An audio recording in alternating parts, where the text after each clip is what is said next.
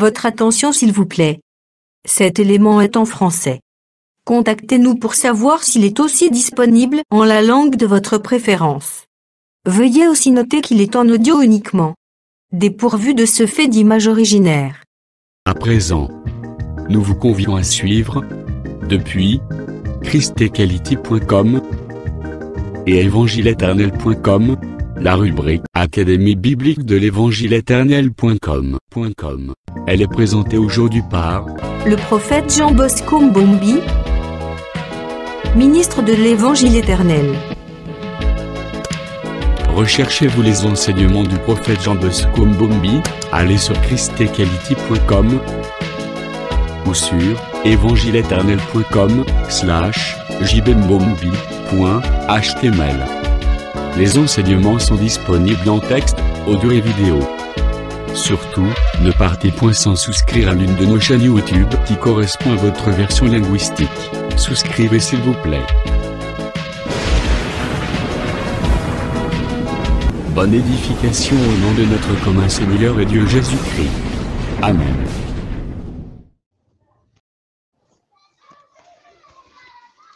Bonjour ou bonsoir selon l'ère à laquelle vous vous retrouvez partout à travers le monde. Bienvenue au milieu de nous, bienvenue à l'Académie de l'Évangile éternel.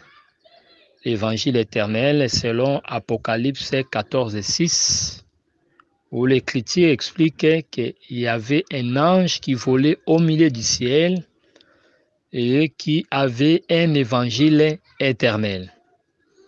Le milieu du ciel, c'est l'Église du Seigneur. Donc, quand vous considérez Apocalypse chapitre 1er, vous allez remarquer qu'au milieu de 7 chandeliers,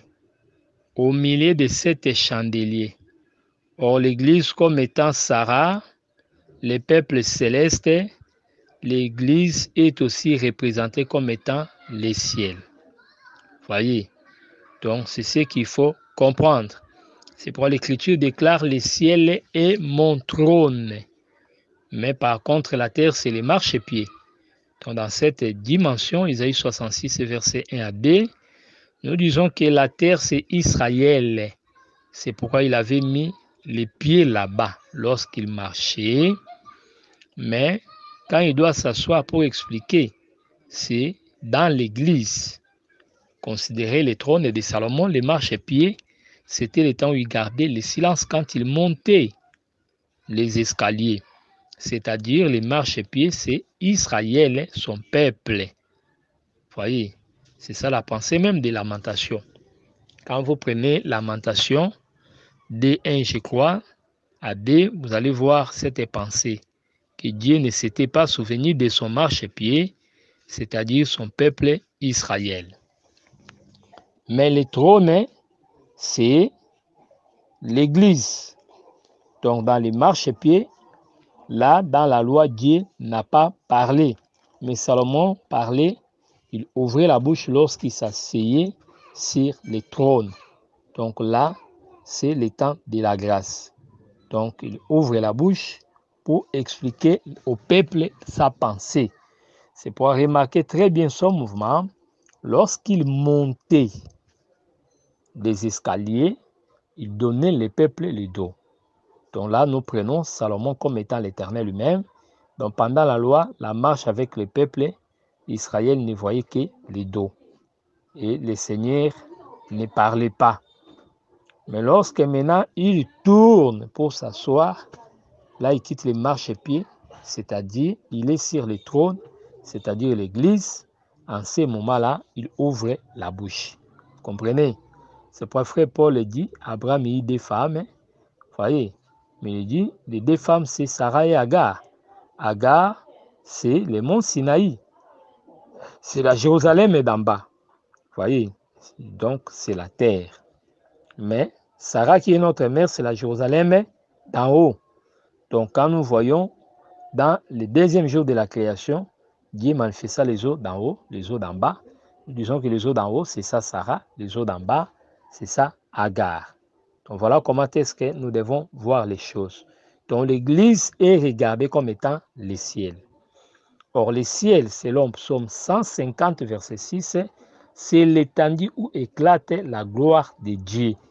Or, cette étendue appelée le ciel, c'est ça, l'Église, que Apocalypse symbolise par les 7 chandeliers.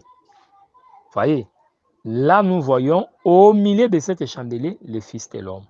Mais Apocalypse 14, nous voyons au milieu du ciel un ange. Donc l'ange qui vole au milieu du ciel, proclamant l'évangile éternel, c'est bien le Seigneur Jésus-Christ au milieu de son peuple. Là, il agit comme le Fils pour nous parler, selon la logique du livre d'Hébreux, chapitre 1er, verset 1 à 2. Que le Seigneur Jésus-Christ vous bénisse. L'Académie de l'Évangile éternel, c'est un cadre pour vous permettre à harmoniser votre langage par rapport à l'Évangile, pour vous faciliter la compréhension des textes difficiles, pour faciliter la compréhension de l'Évangile éternel. C'est pour vous communiquer les ABC de l'Évangile, pour que vous ayez une compréhension large et que les choses deviennent faciles lorsque vous écoutez l'Évangile éternel. Remarquez, lorsque les eaux sortaient du sanctuaire, le prophète n'a pas commencé par nager. Mais au contraire, il a marché lentement. C'est-à-dire, lorsque nous communiquons le pain, lorsque nous marchons avec le Seigneur, nous marchons mollo, étape par étape. Il y a eu l'étape où l'eau était au niveau des chevilles. Vous voyez, l'eau au niveau des genoux, l'eau au niveau de la hanche, ainsi de suite. Pareil à la connaissance, lorsque nous vous communiquons les savoirs, c'est pour que vous puissiez grandir dans la connaissance, jusqu'à ce que vous allez croître et atteindre la stature parfaite de Christ. C'est à ce moment que l'écriture va s'accomplir. Soyez parfaits comme votre Père est céleste et parfait, c'est-à-dire là, nous deviendrons des parfaits comme lui est parfait. Alors, la fois passée, on expliquait la dispensation post-édénique dans la période qui concernait après le déluge. Nous avons dit cette période-là est allée jusqu'au niveau des patriarches. Et c'est alors que Dieu maintenant va manifester son désir d'accomplir sa pensée de Genèse 3. C'est pourquoi il fera l'appel du Père Abraham. Donc là, maintenant, nous voulons étudier la dispensation post-édénique dans sa troisième phase ou étape, ou la troisième période qui concerne les patriarches. Donc nous sommes dans les temps des patriarches, cette période qui commence de l'appel d'Abraham jusqu'à Sinaï. Donc voilà la dernière étape de la dispensation post-édénique ou après le commencement. Nous prenons les textes pour lire. Je suis dans le livre de Genèse chapitre 11.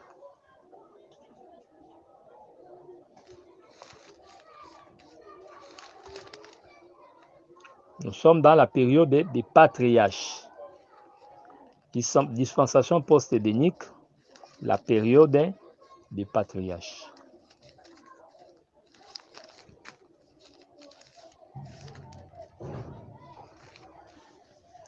Genèse 11. Je commence par le verset 25. Nachor, âgé de 70 ans, engendra Abraham. Nachor vécut après la naissance de Térakh 119 ans. Il engendra des fils et des filles. Térakh, âgé de 70 ans, engendra Abraham. Nachor et Haran engendra Abraham, Nachor et Haran. 27. Voici la postérité de Térakh. Térakh engendra Abraham, Nachor et Haran. Haran engendra Lot. 28. Et Haran mourut en présence de Térakh, son père, au pays de sa naissance, à Ur en Chaldée. Abraham et Nacor prirent des femmes. Le nom de la femme d'Abraham était Saraï et le nom de la femme de Nacor était Milka, fille d'Haran, père de Milka et père de Gisca. Saraï était stérile et n'avait point d'enfant.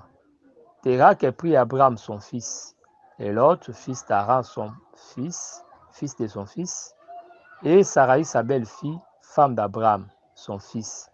Ils sortirent ensemble d'Ur en Chaldée pour aller au pays de Canaan. Ils vinrent jusqu'à Charan et y habitèrent. Les jours de Térak firent de 205 ans. Térak mourut à Charan. Très important. Térak mourut à Charan.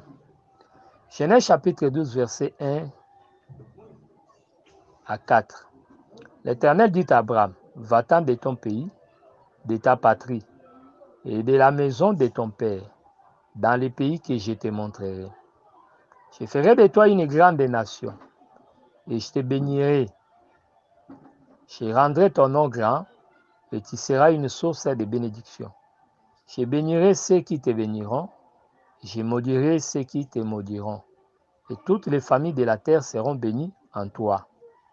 Abraham partit comme l'Éternel le lui avait dit, et Lot est parti avec lui. Abraham était âgé de 75 ans lorsqu'il sortit de Charan. Actes des Apôtres, chapitre 7. Le discours d'Étienne.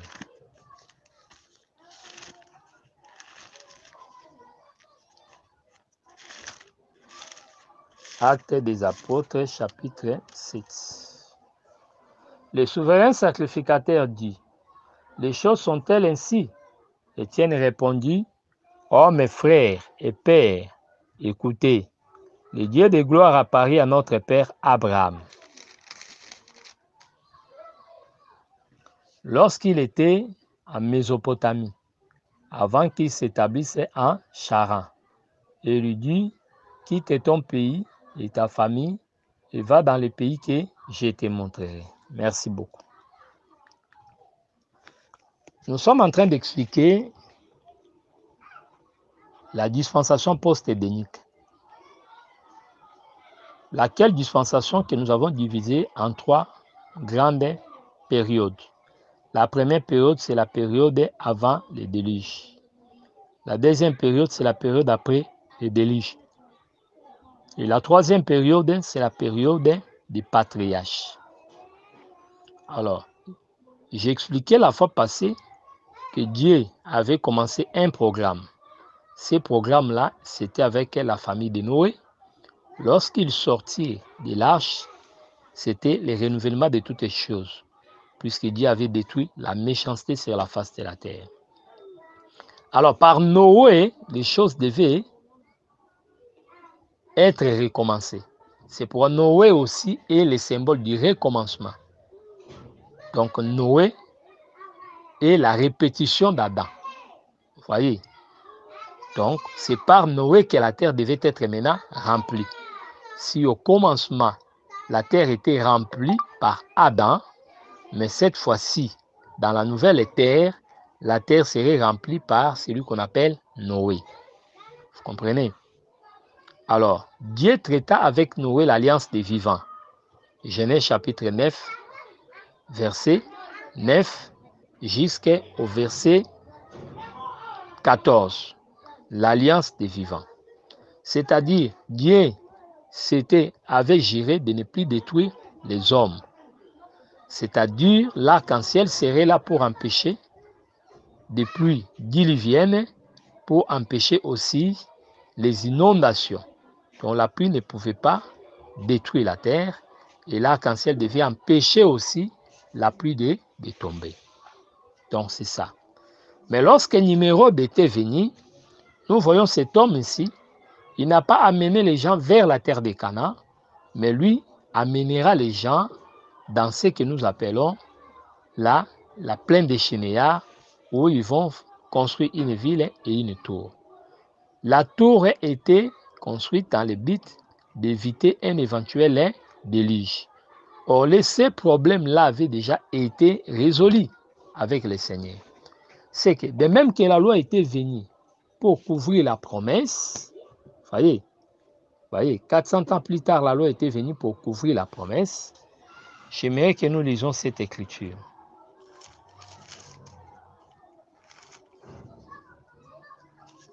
Galates chapitre 3, 16 à 19.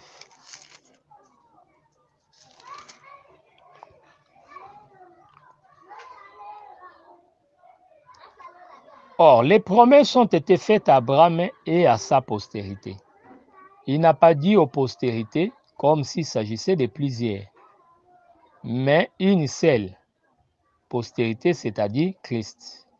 Voici ce que j'attends, une disposition que Dieu a confirmée antérieurement ne peut pas être annulée et ainsi la promesse rendue vaine par la loi survenue 430 ans plus tard.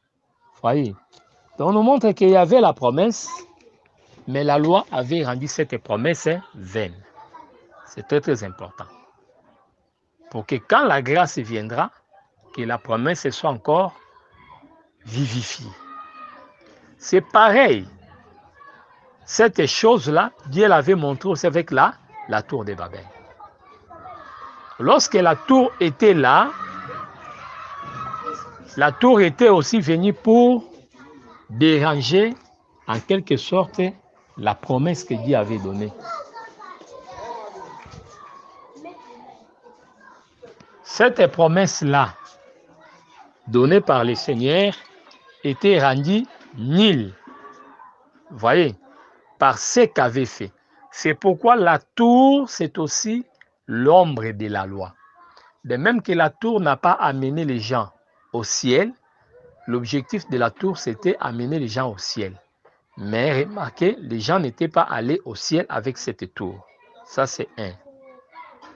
De l'autre côté, quand nous allons, vous allez remarquer aussi que la loi n'a pas amené les gens à la perfection, puisque la perfection, c'est le ciel.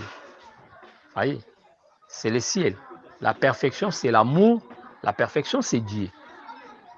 Donc la loi n'a pas amené les gens là-bas. Vous comprenez? C'est très très important. La tour avait pour but de garder les gens sur une même place, de garder les peuples. Mais la tour n'a pas gardé. C'est ça la nature de la loi. La loi aussi n'a pas gardé les peuples. C'est pour vous allez remarquer, lorsque Caïn était mort, Dieu dira à Caïn, où est ton frère? Vous voyez, qu'est-ce qu'il a répondu? Est-ce que tu m'as établi sentinelle? Donc, il ne reconnaissait pas en lui les rôles d'une sentinelle. Donc, la loi n'était pas là pour garder les gens. Vous comprenez? C'est pourquoi la loi, comme les sacerdoces lévitiques, nous les définissons toujours comme étant l'ancienne maison. L'ancienne maison, c'est la maison qui répand le sang. Mais la nouvelle maison, c'est la maison qui garde. Pourquoi? C'est la maison construite avec balustrade. Deutéronome chapitre 22, nous lisons le verset 8. Si tu bâtis une nouvelle maison, une maison neuve, tu feras une balustrade autour de toi, afin de ne pas mettre du sang sur la maison, dans le cas où il en tombera quelqu'un. Voyez, la nouvelle maison, c'était une maison qui portait des balustrades, la balustrade. Mais l'ancienne maison n'avait pas de balustrade. C'est ça les sacerdoces lévitiques, la maison qui répand du sang. Mais l'autre maison ne répand pas du sang, c'est les sacerdoces royales. Vous remarquerez cette chose avec David. C'est le règne de David, c'est le règne qui répand du sang. Par contre, lorsque Salomon viendra, c'est le règne de paix.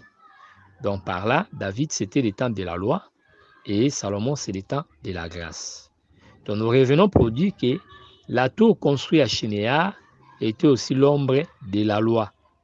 Dans ce contexte-là, Nimrod, qui était le tyran, prend la place de Moïse, puisque la loi colonisait les peuples, c'est comme Nimrod qui dominait sur les peuples. Vous comprenez? Donc, au lieu d'amener le peuple jusque dans la terre promise, mais Nimrod amena les gens dans la confusion. Vous comprenez?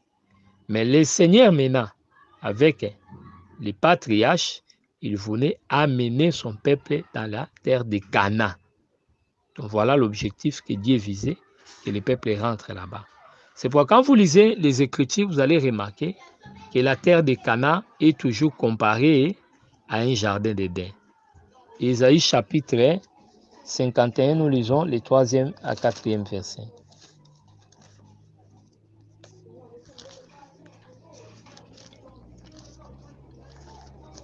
Ésaïe 51,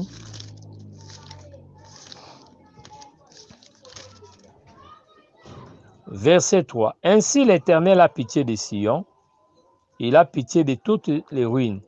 Il rendra son désert semblable à un Éden, et sa terre aride à un jardin de l'Éternel. La joie et l'allégresse se trouveront au milieu d'elle, les actions de grâce et les chants des cantiques. Voyez, donc le Seigneur fait une comparaison entre l'Éden et la terre de Jérusalem. Voilà ce que nous devons retenir. Alors suivez-moi très bien, nous sommes en train d'expliquer pourquoi Dieu a fait le choix d'Abraham. Nous sommes en train d'expliquer comment est-ce que Dieu devait répéter la chose qu'il avait commencé. Ce qu'il donna avec Adam, à Noé plutôt, vous allez remarquer, l'alliance n'était pas conservée au temps de Nimrod. C'est pourquoi Dieu va choisir cet homme d'Abraham pour qu'il soit une lampe, pour qu'il puisse garder la voie de l'Éternel. Donc, c'est ça la pensée que nous devons retenir. C'est pourquoi vous allez remarquer l'appel que Dieu donne à Abraham, c'est d'aller dans la terre de Canaan. Ça dit ce que les autres n'ont pas fait, maintenant Abraham devait le faire. Vous comprenez? Donc par là, nous comprenons que c'est la loi qui amène à la perfection, non, la grâce qui amène à la perfection, non pas la loi. Donc le choix d'Abraham, c'était pour accomplir la pensée de Dieu. Quelle est cette pensée? Dieu répétait la pensée sur la postérité. Nous sommes dans Genèse 3,15. Dieu avait dit que la postérité écrasera les serpents. C'est-à-dire Dieu n'avait pas oublié le mal qu'on avait fait à son fils Adam. Puisque les livres de Luc chapitre 3 verset 15, les livres de Genèse nous prouvent qu'Adam était bel et bien le fils de Dieu. Le géniteur d'Adam, c'est l'Éternel lui-même. Comprenez? C'est pourquoi le Seigneur voulait ramener cette chose. Il fallait que la postérité puisse venir pour que la femme soit vengée. C'est ça. C'est pourquoi Ésaïe 35 et 4 dit: dites à ceux qui ont le cœur troublé, voici votre Dieu. Il vient lui-même et vous sauvera. Voyez? Donc, la vengeance de l'Éternel était là avec Dieu lui-même. C'est ça la pensée d'Ésaïe. Il expliquait que la vengeance venait. Il ne viendrait pas comme ça, mais il s'amènerait avec la vengeance. C'est pourquoi la Bible dit que le Seigneur a dit: à moi la vengeance. C'est-à-dire Dieu garde rancune contre ses ennemis. C'est pourquoi lui-même ne peut pas laisser impuni ce que l'ennemi avait fait. Il fallait que la femme soit vengée. C'est ça la pensée que nous retenons. Donc voilà pourquoi Dieu va reprendre son programme en choisissant un homme que nous appelons Abraham. Mais retenez, chers frères, Abraham n'est pas le premier à commencer la marche. Celui qui a commencé la marche, c'était son père. Voyez, c'est Térak qui a commencé la marche. Vous comprenez? Mais Abraham n'était que là pour continuer la marche du père. C'est très très important. C'est là où nous disons que le fils est la continuité du père. Mais remarquez, il y a une erreur de narration. Je veux que vous soyez éveillés à propos. Donc, une erreur de narration. Le frère Luc a commis une erreur de narration. Dans son récit, Luc dira qu'Abraham quitta le pays d'Ur là-bas pour venir s'établir dans le pays des Chaldées. Mais l'Écriture ne dit pas qu'Abraham avait quitté, mais dit c'est le père. Donc les marches commencent avec Abraham dans la terre des Charans. Mais celui qui a commencé depuis Ur là-bas, c'est le père d'Abraham que nous appelons Térak. Vous comprenez? Ça, c'est la première ère. Donc cela est évident, puisque vous allez remarquer, Luc nous a mis aussi en difficulté par rapport à Acte 9 et Acte 22. Vous voyez, il parle sur un même Paul, mais pour expliquer la conversion de Paul, il a eu du mal. Ça prête confusion. Luc, dans Acte 9, explique autre chose, mais quand vous allez dans Acte 22, il contredit ce qu'il a dit de l'autre côté. Ceux qui étaient avec moi ont vu la lumière, mais n'entendirent pas la voix.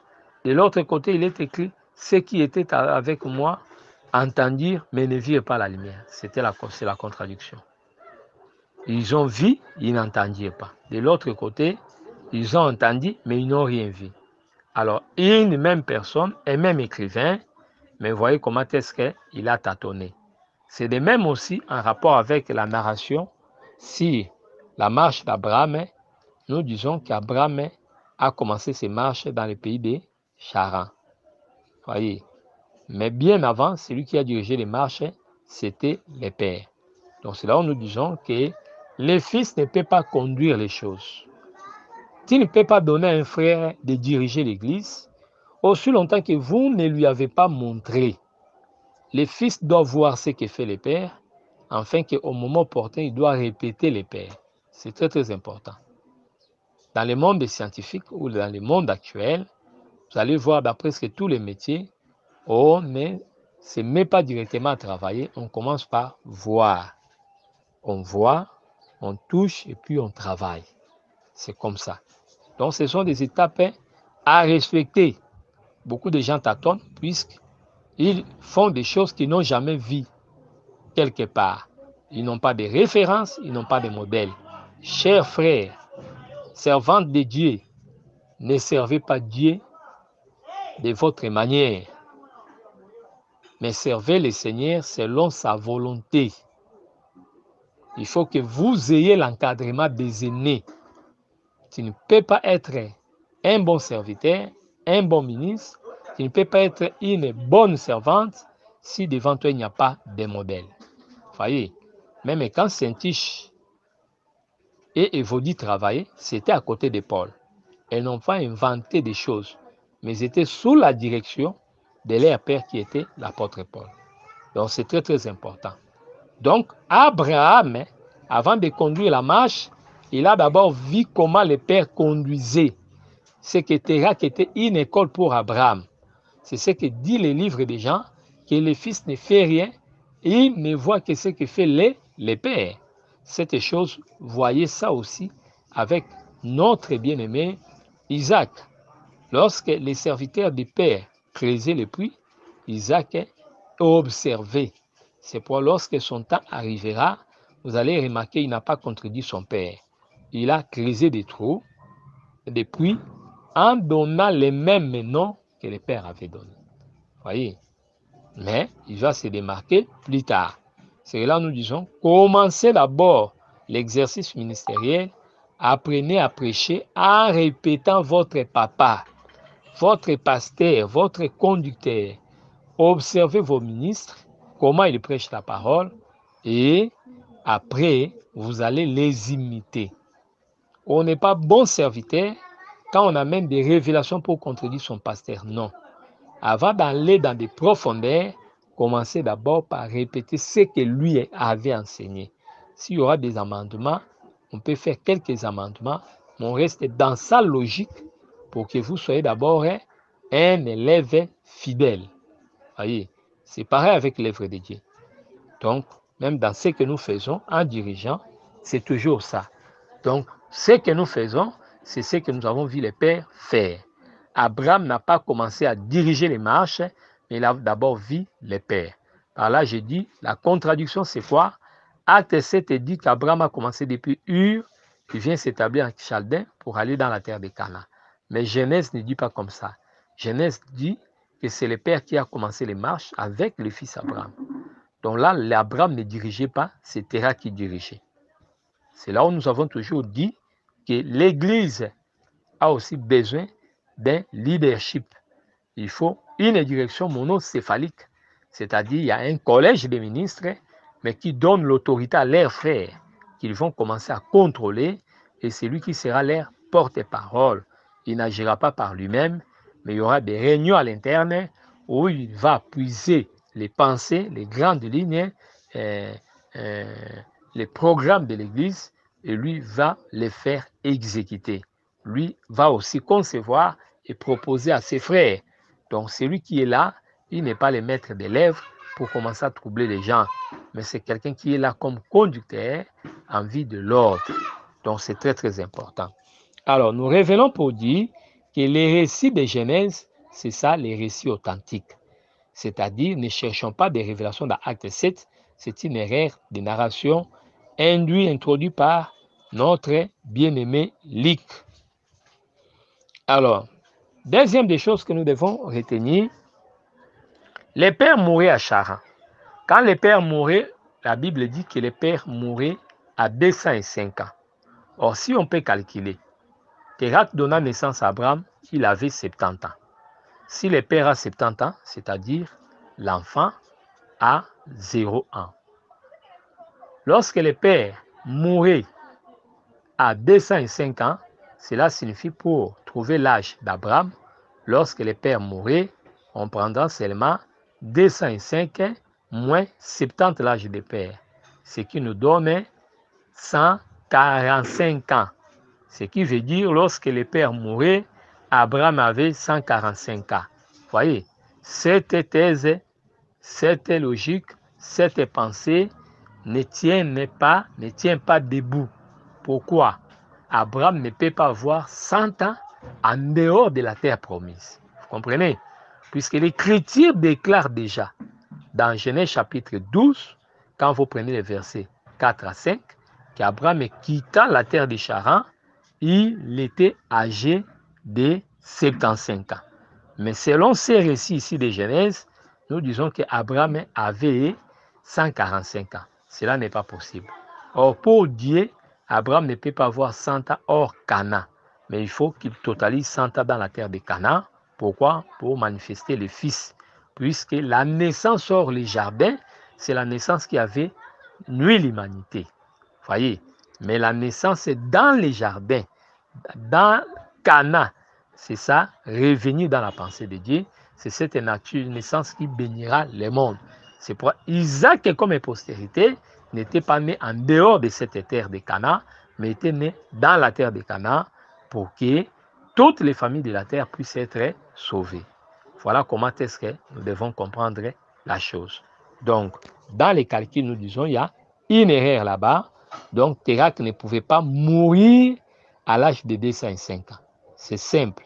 Si Abraham quittait Charan après la mort du père à 75 ans, ce qui revient à dire, lorsque le père a 70 ans de plus qu'Abraham, c'est-à-dire le père mourait à 145 ans.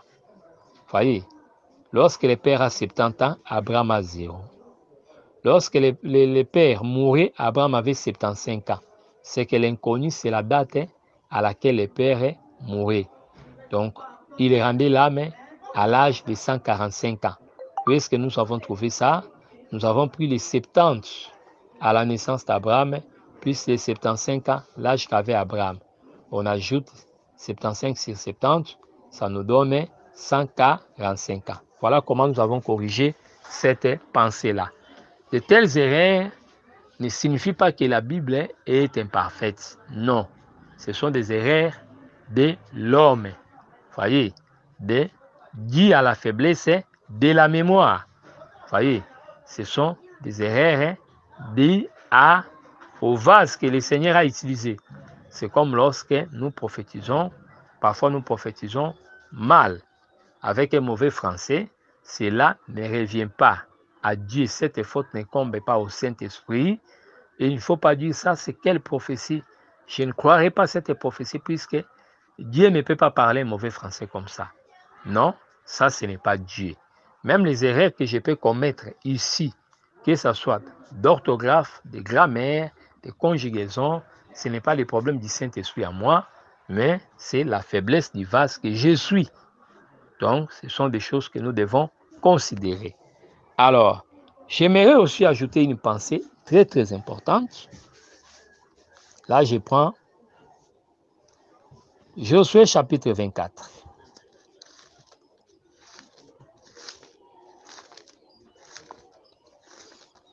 Dans ce texte, on nous présente que les pères d'Abraham, les ancêtres d'Israël, étaient des idolâtres au-delà de l'Euphrate.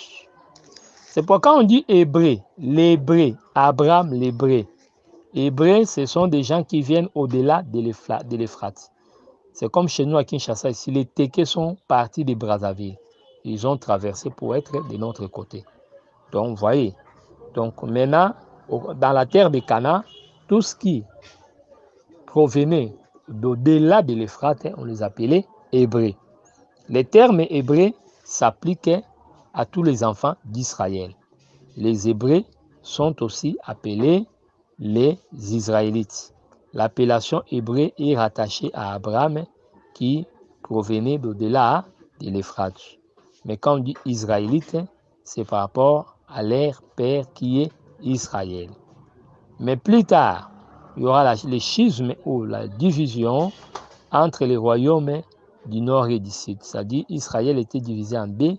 Il y avait le royaume du nord avec 10 tribus qu'on appelait Israël et le royaume du sud avec des tribus qu'on appelait Juda. Vous comprenez? Après la déportation, puisque le royaume du nord ira en déportation pour ne plus revenir sous Salmanassar II ou le roi Sargon. Salmanassar ou le roi Sargon II. Ils ne sont plus revenus. Ce sont des peuples qui se sont répandus sur la face de la terre et ils sont devenus des nations fortes, ainsi de suite. Mais par contre, ceux qui étaient allés en captivité, pas en Assyrie, mais en Babylone, nous les voyons revenir sous la conduite de Zorobabel. Vous comprenez? Donc, ils étaient rentrés. Mais après l'exil, ceux-là, on les appelait les Juifs. Donc, le terme juif ne s'applique pas sur tout Israël, mais c'est seulement sur les habitants de Jérusalem et de Juda. Donc, voilà un peu ce que nous devons retenir aussi comme précision. Alors, cette écriture ici nous montre que les pères d'Israël, les ancêtres d'Israël étaient des idolâtres. Josué assembla toutes les tribus d'Israël à Sichem. Il convoqua les anciens d'Israël et ses chefs, ses juges et ses officiers. Et ils se présentèrent devant Dieu. Josué dit à tous les peuples, ainsi parle l'Éternel, le Dieu d'Israël, vos pères, Térak, père d'Abraham et père de Nacor, habitaient anciennement de l'autre côté du fleuve. Voyez. Et ils servaient d'autres dieux. Vous comprenez? J'ai pris votre père Abraham de l'autre côté du fleuve. Je lui fis parcourir le pays de Canaan. J'ai multiplié sa prospérité et j'ai lui donné Isaac. Voyez. Genèse 24, versets 1 à 4. Quelle est la précision que je vais amener ici?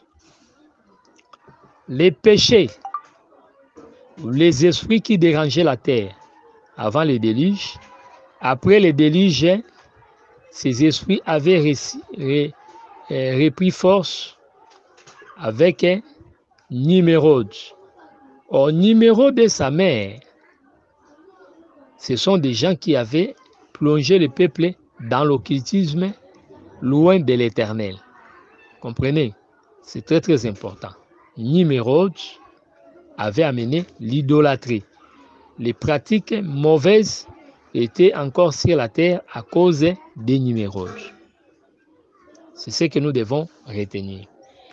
Mais ici, je vais seulement dire que les pères d'Abraham, ses ancêtres, ce n'est pas seulement qu'Abraham qui connaissait Dieu, mais ses ancêtres aussi connaissaient Dieu. Ils étaient des idolâtres, mais ils seront visités par Dieu. Si Dieu n'avait pas de rapport avec le père d'Abraham, puisqu'il était idolâtre, on ne pouvait pas parler de la marche de Térak vers la terre de Canaan. Ça montre que même lui était aussi une exception de Dieu pour accomplir les pensées de Dieu. Vous voyez, les plans de Dieu ou les programmes de Dieu. Donc, c'est ce que nous devons comprendre. C'est qu'ils étaient idolâtres, mais lorsque le Seigneur va les visiter, ils arrêteront. Et c'est comme ça que Dieu va les distinguer des autres peuples, les enlever là-bas pour qu'ils puissent venir accomplir la volonté de Dieu. Donc, c'est ça ce que nous devons retenir. Si on reste dans la logique qu'ils étaient des idolâtres, on aura du mal pour expliquer le livre de Genèse, chapitre 31, des versets 53 à 54. J'aimerais que nous fassions cette lecture.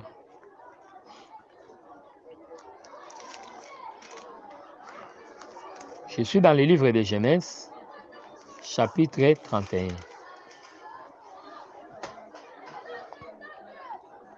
Je lis le verset 53.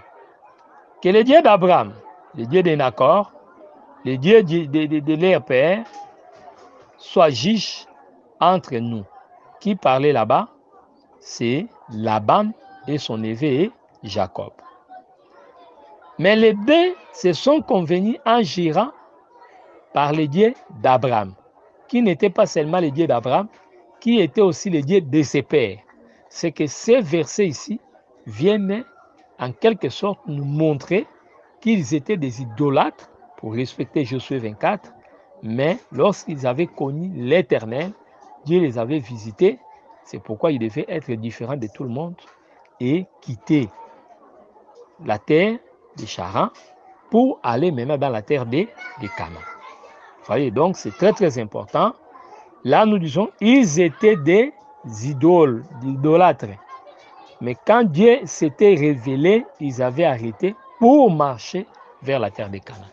Donc ce n'est pas seulement Moïse, Abraham que le Seigneur connaissait, même ses pères étaient aussi des Sémites, c'est-à-dire un peuple sur qui Dieu avait les regards. Donc voilà ce que nous devons retenir. Ne restons pas dans les enseignements de la vie qui condamnent seulement ses parents étaient idolâtres et un prêtre. Non. Mais nous croyons, malgré leur idolâtrie, mais ils avaient fini par marcher avec l'Éternel. C'est ce qui s'était fait. Donc voilà ce que nous devons retenir. Alors lorsque Abraham réussit l'appel, il va quitter maintenant Charan après la mort du père pour prendre la relève et aller dans la terre de Canaan. Voyez, il s'établit en Canaan comme un étranger. Voyez, Abraham habitait sous des tentes, c'est-à-dire son espérance était dans la cité plus meilleure que Dieu devait construire. Voyez, la nouvelle Jérusalem. L'église, son corps. C'est ça le problème. Donc, ici, nous voulons dire que l'alliance des vivants, Dieu l'a répété avec Abraham. C'est pour cette alliance-là marchera avec Abraham, cette alliance-là marchera avec Isaac, cette alliance-là marchera avec Jacob. Mais au temps de Jacob, pour comprendre qu'ils avaient cette alliance, Joseph aura la tunique bigarrée. Là, nous voyons que la tunique de Joseph avec plusieurs couleurs était l'explication de l'arc-en-ciel. C'est-à-dire, cela était une preuve que Dieu avait recommencé l'alliance avec Abraham. Donc voilà ce que nous devons retenir. Cette pensée vaut la peine. Donc c'est très très important que nous retenons les choses de cette manière. Alors, Abraham marcha. Et remarquez comment est-ce que Dieu a fait avec la chose. Nous sommes partis avec Abraham, nous avons Isaac, Et nous avons Jacob. Mais lorsqu'on expliquait l'alliance ou la bénédiction, vous allez remarquer la bénédiction quitte Abraham pour aller vers Isaac. Mais quand on arrive avec Jacob, cette bénédiction sera expliquée. C'est pourquoi Jacob va bénir les 12 offices, c'est-à-dire nous souhaiter les temps où la bénédiction devait être expliquée. C'est ça. Et secondement, ce que nous devons retenir, c'est que l'alliance des vivants, puisqu'il faut comprendre que lorsqu'on parle des vivants, il est question d'Abraham, Isaac et Jacob. Vous comprenez? Donc le Dieu des vivants, c'est le Dieu d'Abraham, le Dieu d'Isaac, le Dieu de Jacob. Donc ce sont des vivants, ce ne sont pas des morts. Voyez, ce que nous devons retenir, c'est ça. Alors, cette alliance a été expliquée avec l'arc-en-ciel que nous avons trouvé dans les vêtements de Joseph. Vous comprenez? Mais lorsque Israël descend en Égypte, c'est alors que l'alliance va perdre en quelque sorte son sens. De même que l'alliance était dérangée par la tour de Babel, de même que lorsque Dieu est descendu avec son peuple en Égypte, le peuple n'écoutera plus la voix de Dieu. C'est très très important. Et remarquez, Moïse qui a écouté la voix de Dieu, Dieu lui avait même appelé hors l'Égypte. Donc le peuple était dans le silence et par conséquent, le peuple était encore retourné dans l'idolâtrie. C'est pourquoi quand Israël est quitté l'Égypte, Dieu les délivrait également de l'idolâtrie. Puisque l'Écriture dit qu'en Égypte où vous avez servi d'autres dieux. Voyez, c'est là où nous disons, la terre des Canaan, c'est la maison. Quand Joseph quittait la terre des Canaan, c'est-à-dire, il avait aussi laissé la tunique bigarrée. C'est-à-dire, c'est pour dire en Égypte, on n'a pas amené ce qu'on appelle l'alliance. Israël avait perdu l'alliance. Vous comprenez? C'est très très important. Et vous allez remarquer la descente également. De même que Joseph était allé comme esclave en Égypte, la descente de ses frères aussi, ils étaient allés là-bas, apparemment comme des princes, mais à vrai dire, le fait de quitter la maison, ils étaient en Égypte hors la maison, c'était des esclaves. Mais cela n'était pas manifesté directement. Par là, j'aimerais dire à quelqu'un, ce n'est pas le jour où tu pécheras que tu vivras les conséquences du péché. Ce ne serait pas ce jour-là que Dieu va vous rejeter. Dieu va vous rejeter. Mais la malédiction se révèle toujours dans la suite du temps. Ce n'est pas le même jour que Adam avait vu la mort. La mort était spirituelle. Mais lorsque Abel plutôt était mort, c'est là où ils avaient réalisé que la parole de Dieu ne tombait pas. Faisons très très attention, marchons dans la crainte, servons dans la crainte pour que le Seigneur nous agrée. Donc Israël en Égypte était descendu spirituellement comme des esclaves. Pour que ce qui est spirituel soit manifesté, voilà pourquoi un pharaon va avoir un mauvais cœur contre Israël pour les soumettre à des corvées. En ce moment-là, la servitude était évidente. Vous comprenez? Donc, il faut toujours voir les choses, faire bien la lecture pour qu'il y ait la compréhension. Voyez? Alors, quand Moïse viendra, c'est lui qui va délivrer les peuples pour qu'à Sinaï, Dieu puisse traiter avec eux l'alliance. Voyez? C'est très très important. Mais la loi là qu'on a donnée, c'était aussi une disposition transitoire. C'est ce que nous allons apprendre. Donc, nous sommes en train de parler du temps des patriarches. Nous disons, c'est le temps qui commence avec Abraham, qui est le programme de Dieu. Et ça s'achève à Sinaï. Donc, cette étape s'achève là-bas. Mais retenez seulement qu'en Égypte, le peuple était devenu esclave. C'est pour l'œuvre de Moïse, c'était une œuvre salvatrice, une œuvre qui avait racheté pour Dieu un peuple. Donc voilà un peu ce que nous devons comprendre. À Sinaï s'achève l'après le commencement ou la dispensation post-édénique pour que les peuples commencent maintenant une autre expérience avec le Seigneur, la loi, et on va parler de la dispensation mosaïque ou la dispensation de la loi.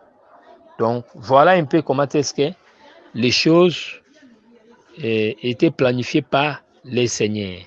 Donc c'est très très important.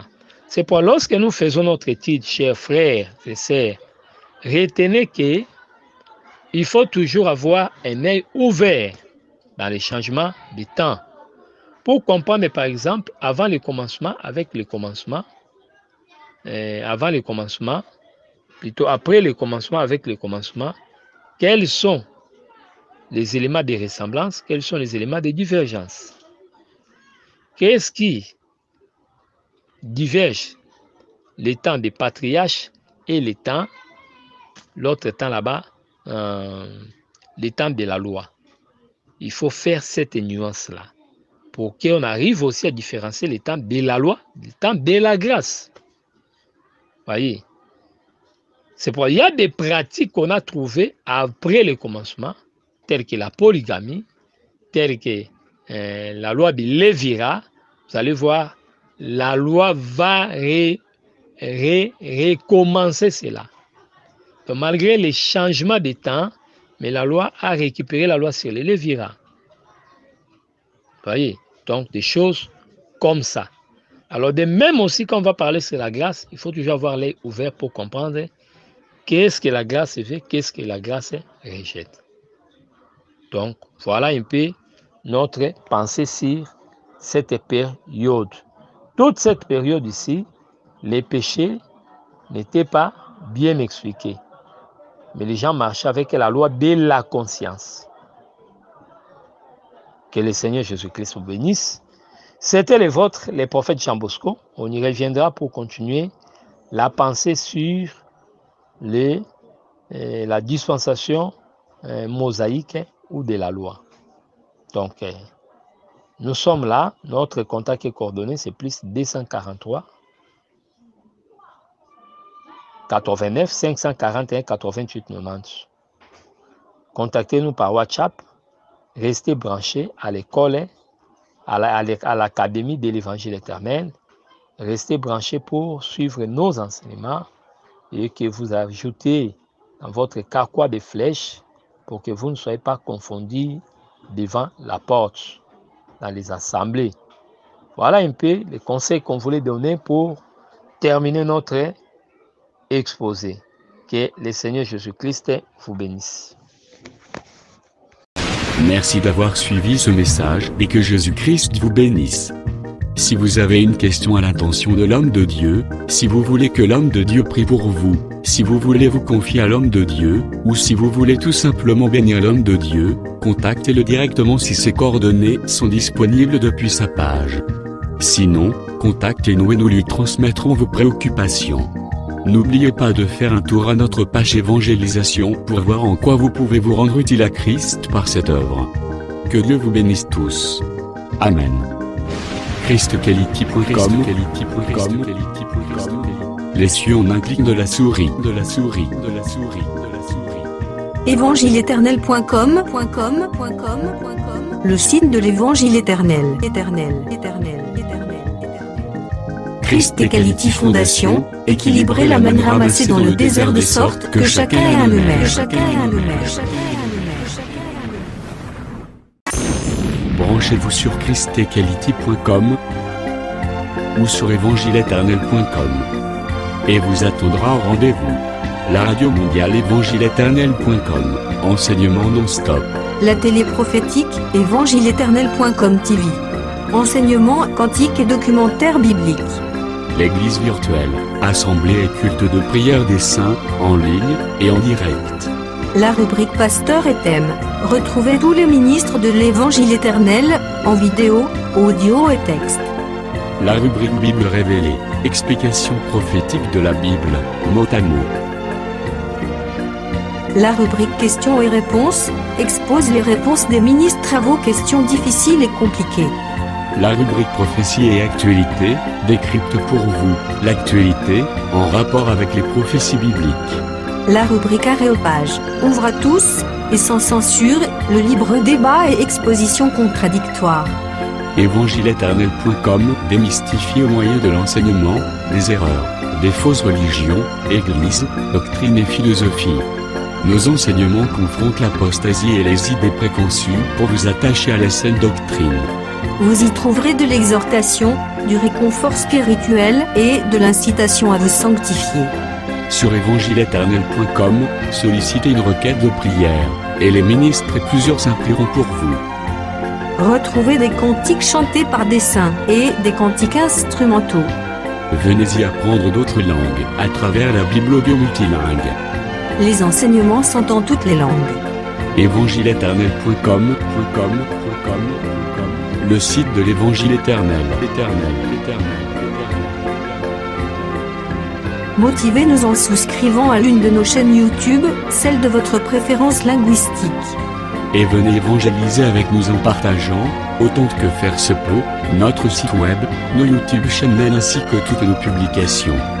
Merci de le faire et que Jésus-Christ notre commun Seigneur et Dieu vous bénisse tous. Amen.